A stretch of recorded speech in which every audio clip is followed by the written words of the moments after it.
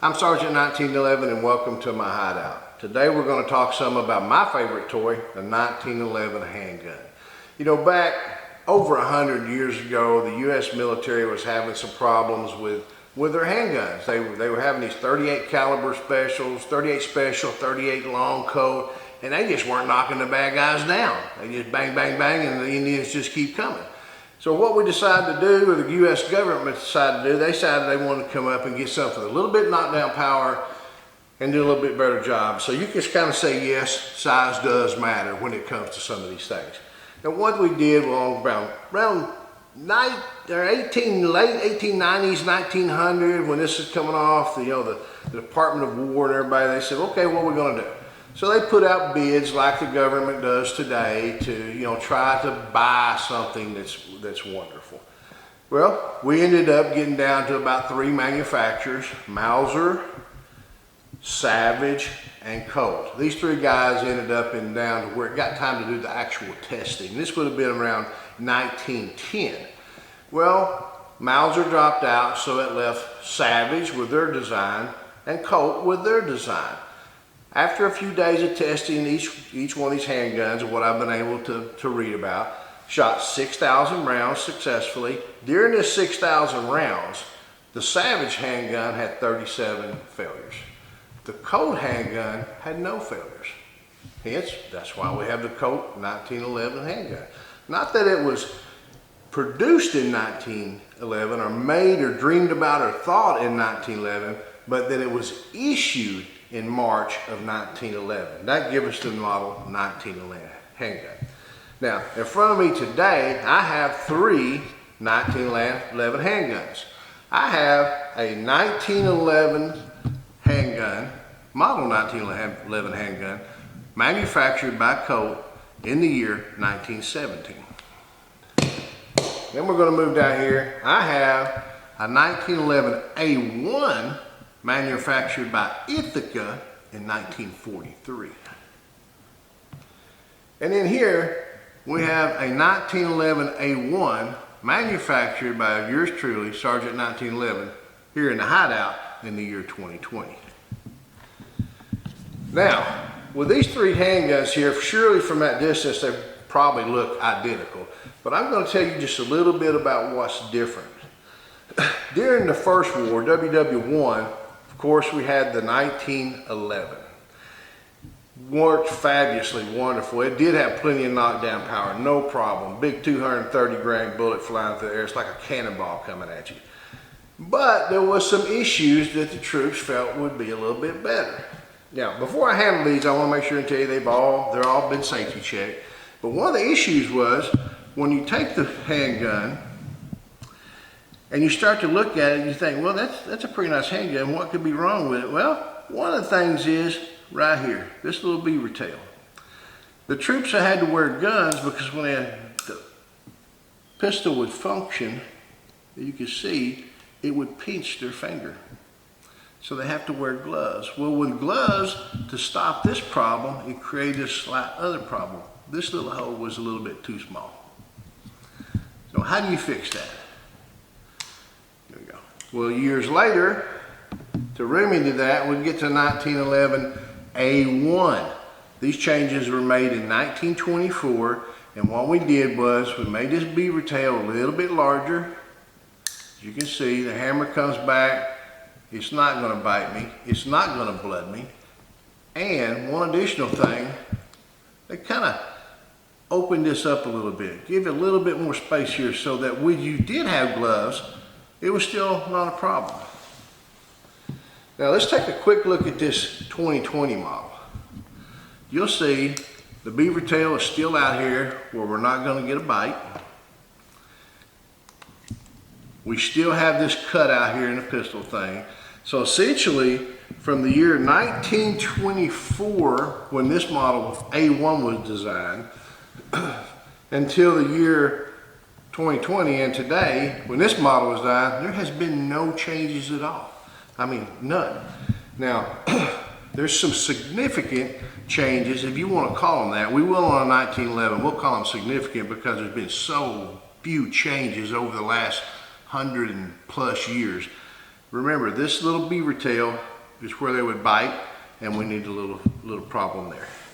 So these handguns were issued to the U.S. military every day. I used them when I was in the military from 1985. Well, actually, they were issued into the U.S. military from March of 1911 until 1985. So we're talking about 74 years. Plus some, because in actuality, the Army accepted the contract in 1985, but they didn't get the whole issue or the replacement of the gun until 1990. So we're talking about 89 years, somewhere in there. I do the math, I'm not a math guy, but from 1911 to, well, 79 years until 1990, we used the same handgun. It was replaced by the 9mm, or with the 9mm Beretta, which, you know, it didn't have a long lifetime at all. It had maybe 10 years. So for a handgun to go be 100 years old and still issued by the troops is unheard of. It's an exceptional history of the handgun. I think what we need to do now is step outside of the cave here and take a few shots and see how they actually perform at 100 plus years old. Okay, we moved outside the hideout now, and we're going to take a chance here, and we're going to shoot each one of these three handguns. We've got the Colt 1911 made in 1917. We've got the Ithaca 1911A1 made in 1943. And we got the 1911A1 Sergeant 1911 manufactured in 2020. So here we go, we're going to put some ears on, we're going to load up and take a few pot shots, and we're going to start with that 1917 model.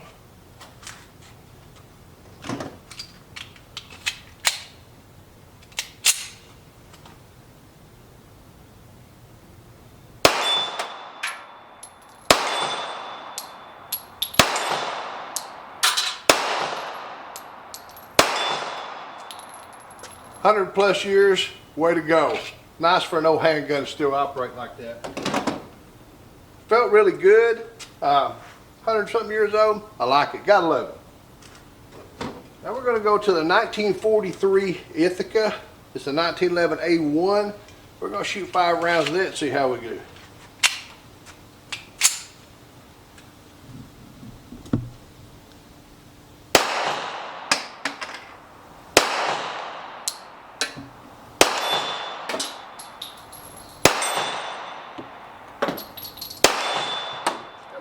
We got a few dings on target, not quite as many as we did the older model, but still a lot of fun. We're going to move right to the end now to the Sergeant 1911 2020 Special. I know from past shooting, the trigger on this thing is extremely light. You know, does that make it better? Does that make it worse? Makes you pay attention is what it makes.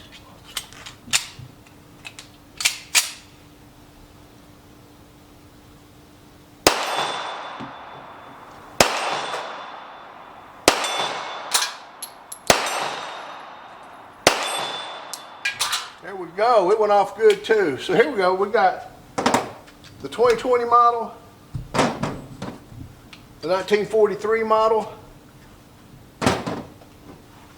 and the good old faithful 1917 model. Let's go back inside and see what we got to say about it. Well, moving back in, you can probably see that the weather wasn't exactly what we'd like to have out there, and it may be a little dark, but the rain's coming, we were able to get it in, and let's talk just a little bit about the pistols. All 3 pistols shot fine, a lot better than I'm capable of doing. The truth is, the 1917 manufactured pistol, I don't know if it's the age, the nostalgic, or I'm just shoot it better. But I thoroughly enjoyed shooting it. The trigger was not what you'd want, but it seemed to work good for me. The 1943 Ithaca, I had a hard time hitting anything with this thing. I have to say that it's probably the combination of me and the handgun, maybe just a little bit of practice.